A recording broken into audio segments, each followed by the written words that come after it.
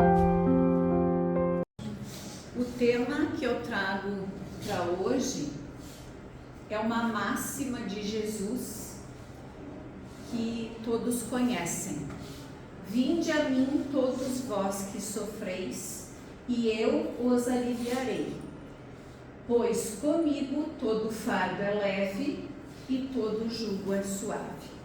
Acho que a maioria já ouviu essa máxima de Jesus e todos nós sabemos que nesta vida terrena temos um fardo, que é a nossa encarnação, que são os nossos desafios para que a gente se torne melhor.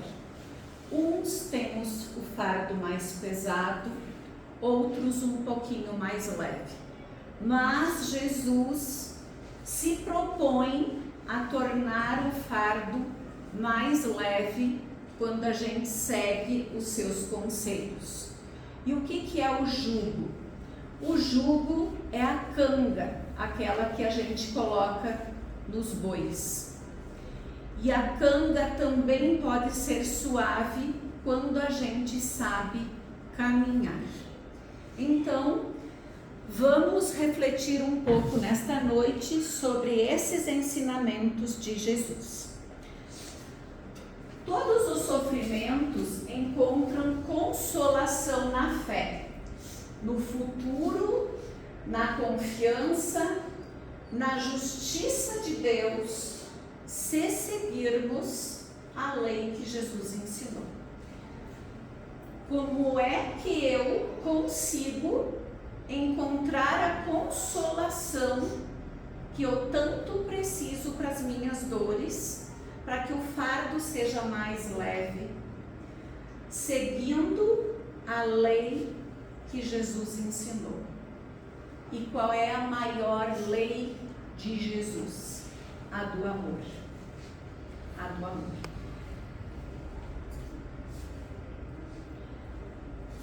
Então, o amor vem aqui por primeiro, né? A lei do amor, a caridade, a humildade, o perdão, a fé, a oração, dentre tantos ensinamentos de Jesus. O amor é o maior deles. Se o mundo tivesse amor, nós não teríamos sofrimento. Mas nós sentimos mágoas, sentimos rancores, sentimos raiva e acabamos nos distanciando de Jesus, distanciando desta lei que nos faria carregar o fardo mais suavemente. A caridade, já se falou muitas vezes aqui da caridade que não é só material, que é a caridade moral, que é a caridade psicológica, que é um sorriso, que é um aperto de mão, que é a compreensão daquele próximo que está comigo. Isso é caridade, além da caridade material, logicamente, quando se vê um irmão passando fome, necessidades, doenças e outras coisas. Perdão. O perdão, ele é essencial para que nós possamos tornar o fardo mais leve. A oração do Pai Nosso já diz: perdoai as nossas ofensas, como nós perdoamos aqueles que nos ofenderam. Se eu não perdoar, eu também não terei a colheita que eu almejo. Portanto, é necessário que façamos o perdão o quanto antes. Porque quem perdoa segue avante, progride. A pessoa que nos magoou, às vezes segue avante e não sofre como aquele que não perdoa. Ela vai ter a sua colheita lá na frente, a sua reação. Toda ação tem uma reação lá na frente. Porém, a pessoa, quanto mais cedo perdoar, mais livremente ela fica para seguir no caminho do progresso. É difícil? É. As mágoas são grandes às vezes? Sim. Mas Jesus, lá no momento derradeiro, disse: perdoai, Senhor, eles não sabem o que fazem. Ele ensinou o perdão nessa outra máxima. E ele estava sendo crucificado. E nós, às vezes, por uma palavrinha, seja da família, seja do amigo, seja do vizinho, a gente se ofende tremendamente e não perdoa. E se a gente tem que procurar viver em comunidade, por que não se perdoar o quanto antes? Às vezes até num relacionamento, se resolve logo os conflitos do casal. Porque se deixa para depois, igual vai ter que dar um jeito de resolver ou vai separar. Então, se for resolver, resolva o quanto antes. Para que ficar martirizando aquilo no interior, na consciência e passando até para o subconsciente algumas memórias tristes? A fé e a oração, a fé de confiar, de entregar a Deus os nossos problemas. Quando não sabemos o que fazer, entreguemos a Deus e oremos para o outro e para mim mesmo.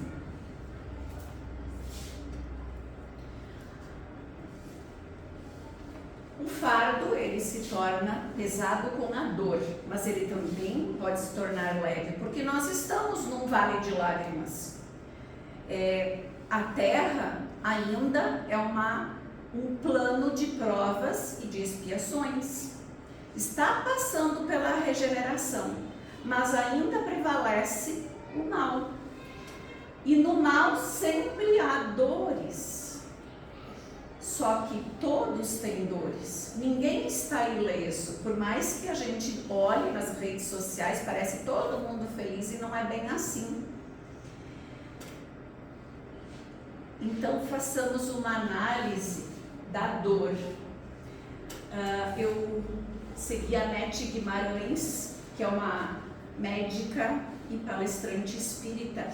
E ela coloca que a dor é um sinal fisiológico, um alerta para nós de que algo está errado, que estamos nos comportando mal. A dor pode ser física ou emocional.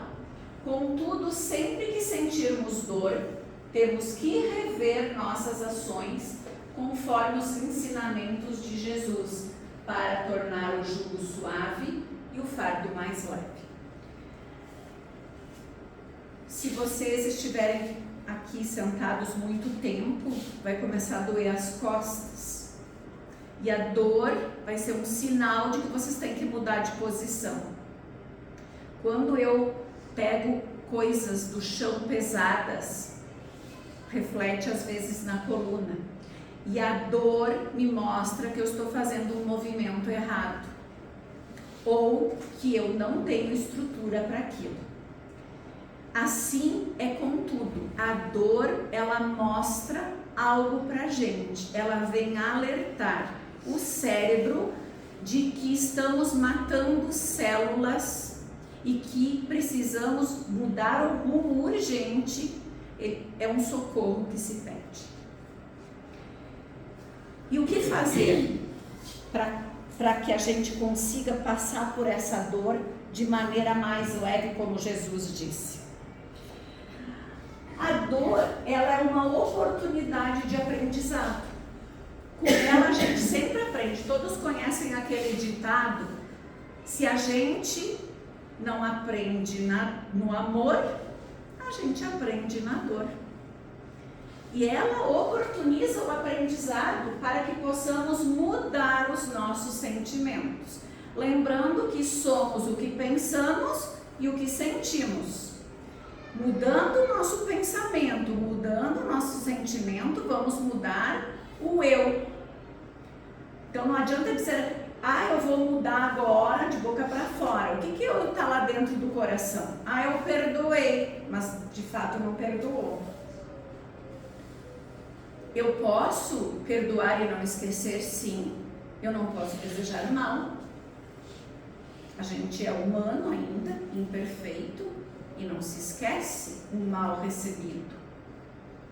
Mas podemos desejar o bem para outrem, para aquela pessoa que siga com Deus e na luz. Por isso que eu disse, a gente coloca ali nas caixinhas também o nome das pessoas que nós temos desavenças. Orar para que elas se iluminem. Orar para que elas se iluminem. Porque só assim o coração será tocado. Tem um livro que é da Cristina Cairo, que é Linguagem do Corpo. Ela tem várias edições. E também a Nete Guimarães, ela colocou isso num vídeo que eu assisti sobre esse tema de Jesus. E ela fez o seguinte questionamento. Pergunte para uma pessoa que tem câncer se ele não tem mágoa, não tem ódio.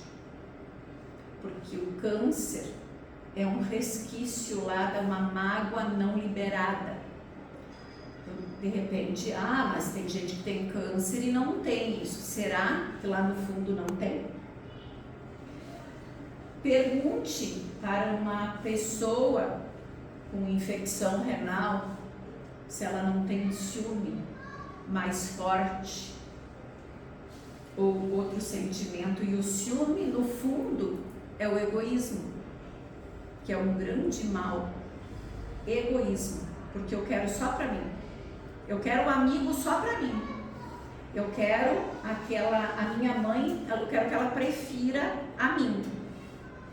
Isso é egoísmo. Os grandes males da humanidade é o orgulho e o egoísmo. Eles andam de mãos dadas e eles vão puxando todos os outros defeitos que nós temos. Uma pessoa que tem reumatismo, ela é muito orgulhosa. Alguém foi ingrato comigo, é essa relação que eu quero fazer. E eu não perdoo, porque eu digo, gente, eu fiz tudo por aquela pessoa, olha o que ela fez pra mim. O que eu digo, pra mim é egoísmo.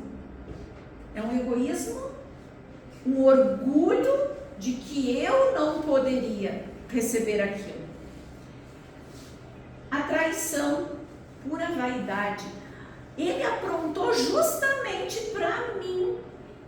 Por quê? Porque eu quero aquela pessoa para mim, quero possuí-la, ou tenho a vaidade de que a comunidade inteira vai falar que eu fui traída. Que coisa chata isso, né? Então, mostra bem todos esses nossos defeitos. E aí, por último, a Nete, nesse vídeo, ela diz, e a saudade? Você vai dizer que a saudade não é uma dor, mas ela é uma dor. Aí, eles fizeram um atendimento para uma mãe que perdeu o seu filho. Ele desencarnou mais novo. E a mãe dela foi fazer essa visita, a mãe da Nete, que também é palestrante espírita. Foi fazer a visita. Chegando lá, nesse lar, que a mãe estava desolada, desconsolada, tá? Sobre a perda do filho. Ela falou muito bem do filho, mas ela dizia, meu Deus, ele era tudo para mim, eu não consigo viver sem ele. Por egoísmo. Mas a mãe da Nete percebeu o espírito do filho lá. Por favor, ele dizia, me liberte. Ela estava fazendo o quê? Obsediando. Ela não deixava ele ir, porque ela ficava chorando. Quando a gente ama, a gente solta. As algemas prendem, o amor liberta. O amor liberta, o ódio prende. Aí a pessoa diz: se você quer ficar próximo de uma pessoa, fique odiando ela, porque ela vai estar sempre ali, contigo. Ela dorme contigo, ela acorda contigo, ela está sempre nos teus pensamentos. Por isso que faz mal. Por isso que a gente tem que se libertar o quanto antes desse sentimento. Agora, se você quer amar alguém, liberte. O amor é libertação. O amor, nós não possuímos, nem os filhos da gente a gente não possui, eles são emprestados. As coisas da gente, o carro, o computador, a roupa, tudo é emprestado, nós não levamos nada desta vida terrena, absolutamente nada, só o que está dentro.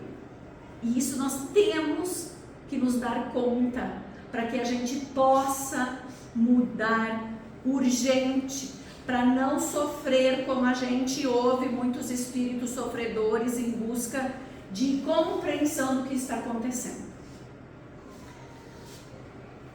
Quem gostaria de ler mais sobre o assunto cientificamente também na linguagem do corpo, tá? De Cristina Cairo. O sofrimento, uma perspectiva espírita, o que é? As causas do sofrimento. Ele decorre de provas e expiações, consequências de atos passados. A lei de causa e efeito ou karma é fundamental para compreendermos o sofrimento como oportunidade de aprendizado e resgate. A lei de causa e efeito, o que é que foi abordado ali? Nossas ações geram consequências e o sofrimento, muitas vezes, resulta de nossas escolhas passadas. Compreender esta lei nos convida à responsabilidade e à busca por ações que promovam o bem. E ainda o sofrimento do mundo. De acordo com a Organização Mundial da Saúde, milhões de pessoas sofrem de depressão globalmente, refletindo a magnitude do sofrimento em suas diversas formas. Doenças, pobreza, violência são manifestações de desequilíbrio espiritual da humanidade. Chico tem um livro, Ação, Reação. Vários escritores espíritas abordam a lei de causa e efeito. A física aborda isso, a ciência aborda isso. Então, tudo que a gente faz tem uma consequência. E nós podemos plantar o que nós quisermos, mas nós somos obrigados a colher aquilo que nós plantamos. Obrigados, ninguém colhe pela gente. Nós somos responsáveis pelas nossas atitudes. Ah, mas ele me influenciou. Quem teve a escolha final? Você. Você é responsável por todas as suas escolhas, mesmo que foi influenciado. Porque a palavra final é sempre da gente. Às vezes, essa colheita amarga, ela está em vidas passadas. Se pergunta, meu Deus, eu não fiz nada nessa vida que eu pudesse prejudicar alguém e estou passando por tudo isso. Lá para trás, tem escritores que dizem, olhe para a sua história atual, você vai ver mais ou menos o que você foi lá atrás, de acordo com o que você está colhendo agora. E nós vamos colher no futuro aquilo que estamos plantando hoje. Então façamos um bom plantio, uma boa semeadura numa terra fértil, como diz aquela parábola do semeador. Jesus, ele é o Consolador prometido. Ele veio, e a gente chama o Evangelho, segundo o Espiritismo, de nosso Consolador. Ele nos consola muitas vezes quando estamos aflitos. Vamos abrir uma página, ler e ver o que Jesus nos diz aqui. Como devemos agir? E quando nós não sabemos o que fazer, tem uma dica. Pergunte para si mesmo: E se fosse Jesus, o que ele faria no meu lugar? Nós teremos a resposta. Jesus faria assim, então faça você também. Jesus, ele é o nosso modelo de amor, de caridade. Jesus foi a pessoa mais perfeita que passou pelo planeta Terra. Ele é o governador do nosso planeta desta hora, que está passando por regeneração. Ele é a personificação do amor incondicional. Qual é o amor mais parecido com o de Jesus? O da mãe. O da mãe. Seu exemplo é um farol para a humanidade, guiando-nos na busca pela evolução espiritual. Ele é o nosso guia e exemplo, porque ele ensina através das suas palavras, mas também das suas ações, como amar, perdoar, praticar a caridade. A sua vida é um convite à constante transformação interior. E ele é uma missão consoladora. Tanto as referências bíblicas quanto as espíritas destacam a missão consoladora de Jesus, que oferece paz, esperança e força para superar as adversidades. E aí ele faz o convite: vinde a mim. É um convite à esperança de diminuir o fardo. O chamado de Jesus, vinde a mim todos vós que estáis cansados e oprimidos, e eu vos aliviarei, em Mateus, é um convite à esperança, à paz, ao consolo nos momentos de dor. É o alívio prometido, oferecido por Jesus, não é apenas a ausência de sofrimento, mas sim a paz interior, a resignação e a força para enfrentar as dificuldades com fé e com coragem. Eu acredito em Jesus, eu faço tudo o que ele diz, eu não vou mais ter sofrimento. Não é isso. Nós vamos ter sofrimento mais leve, porque a nossa dor, ela vai ser melhor compreendida, raciocinada. Vocês já ouviram falar, eu vou brincar com os homens aqui agora. O homem sempre sente mais dor que a mulher, né? Uma gripinha derruba um homem na cama, né? Às vezes é assim, acho que as mulheres conhecem isso. Então tem mais dor, tem pessoas que sentem mais dor? Sim, sim. Inclusive a Nete, que é médica, ela explicou como é que funciona essa comunicação lá com o cerebelo, né? Com a portinha que se abre ou se fecha. Então nós que acreditamos e que seguimos Jesus, a gente fecha bem essa portinha e a dor é menor. Nós vamos passar pelo sofrimento, mas com uma dor bem menor. É isso. Quando a gente perde alguém da família, aquele perder, entre aspas, que é uma fala terrena, que parte para a vida espiritual, quando nós temos Jesus, fica bem mais fácil de compreender. Fica bem mais fácil de saber que a pessoa continua vivendo do outro lado. Que ela, se eu amo, eu quero vê-la feliz. Isso é o amor de Jesus. Isso é tornar o jugo suave e o fardo mais leve.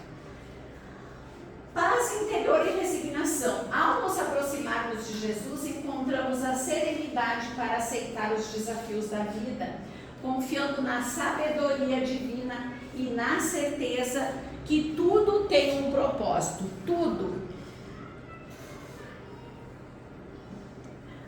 A caridade é o caminho para aliviar esse sofrimento. Quando estou sofrendo, se eu sair lá do meu conforto e for praticar caridade, vou visitar um doente, um idoso, vou fazer um pouquinho de agrado para alguém, eu começo a ficar bem, porque faz tão bem fazer caridade. A gente se sente tão bem, tão feliz. E aí a gente começa a melhorar também. Alivia esse sofrimento. Tanto a caridade material, moral, como todo esse impacto da caridade que pode ocorrer no mundo. A prece é outro conforto importantíssimo e nos fortalece. O poder da prece, que é aquele diálogo íntimo com Deus, ele é um instrumento poderoso para aliviar o sofrimento próprio e o alheio, buscando força, consolo e orientação, confiando também que a prece eficaz é aquela que nasce da fé e da confiança de Deus, da certeza que Ele nos ouve e nos ampara em todos os momentos. Nós nunca estamos sós, nunca. Sempre tem alguém pela gente. Inclusive quando a gente desencarna, nós temos pessoas queridas que vêm nos receber.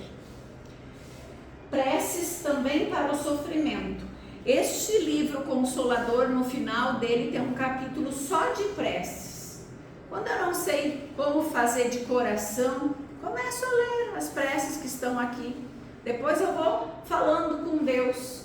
Aquilo que sai do coração é melhor do que qualquer decoreba. O perdão que ele cura, ele cura as feridas da alma. Ele é a libertação do ódio, ele cura a questão espiritual e emocional. E a dificuldade de perdoar, não é fácil perdoar, mas é um passo essencial para a nossa evolução. Buscar auxílio espiritual pode fortalecer a nossa capacidade de perdoar. Busquemos, a partir de hoje, quem não consegue perdoar, dizer a Deus: me ajude a abrir meu coração, me ajude a perdoar, Senhor. Mas façam com fé que Deus nos atende. Deus não atende questões materiais, que não é isso que Ele quer para a gente. Mas as questões morais, Ele nos atende, Ele nos dá força a todo instante. A reencarnação, ela é a lei do progresso. Reencarnando, nós vamos evoluindo e aprendendo um pouquinho mais a cada vida para a direção de um plano celestial iluminado. Eu vou passando porque o tempo está esgotado. E nós temos no Espiritismo alguns exemplos de superação, que é No Nosso Lar, que é um livro de Chico Xavier, o espírito Emmanuel, que é o médico, ele encontra a cura e a paz numa colônia espiritual após a morte, superando os sofrimentos terrenos. Existe o livro, tem o filme. Bezerra de Menezes também tem um filme relacionado, o Diário de um Espírito de Bezerra de Menezes, que é o filme. Ele retrata a vida do médico espírita Bezerra de Menezes, que dedicou sua vida para aliviar o sofrimento dos mais necessitados.